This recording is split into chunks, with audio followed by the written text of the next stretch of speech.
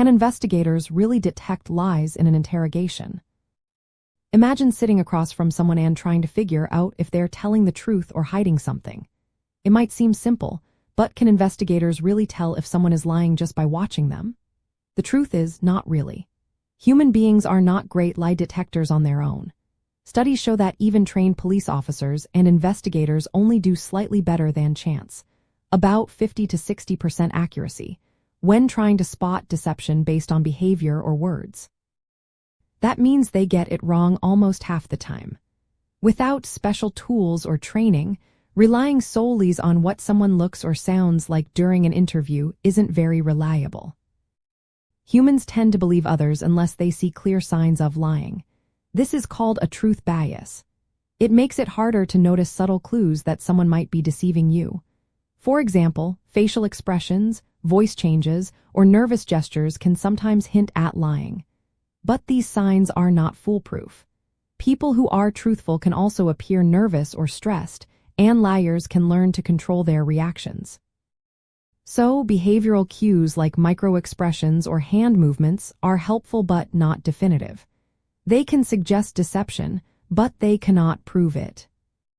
Experienced investigators who conduct many interviews tend to get better at spotting lies. They might reach accuracy levels of around 60 to 70%. They use techniques like comparing how a person behaves during neutral questions versus questions about the crime. If someone suddenly acts differently, it might raise suspicion. But even this method isn't perfect because honest people can also change their behavior under stress. Some investigators use statement analysis, which looks at how someone answers questions.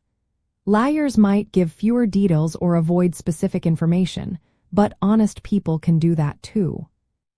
Technology is starting to help with lie detection. Polygraph tests measure physical responses like heart rate and skin conductance.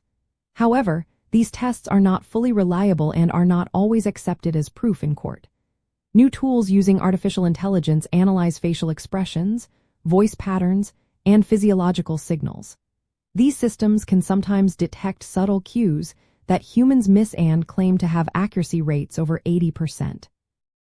Brain imaging techniques like functional magnetic resonance imaging are also being researched. They look at brain activity to see if someone is lying, but they are not yet practical for everyday investigations. In real investigations, officers combine many methods. They observe behavior, analyze statements, and sometimes use psychological tricks to get confessions. They know that no single sign can prove someone is lying. Training helps improve their skills, but mistakes still happen.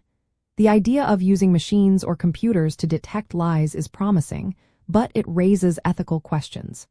Relying too much on technology without human judgment can be risky. So, to answer the question directly, investigators cannot reliably detect lies during an interrogation with complete certainty. They can improve their chances with experience and tools, but no method guarantees they will always know when someone is lying. It's a mix of science, skill, and sometimes a bit of luck.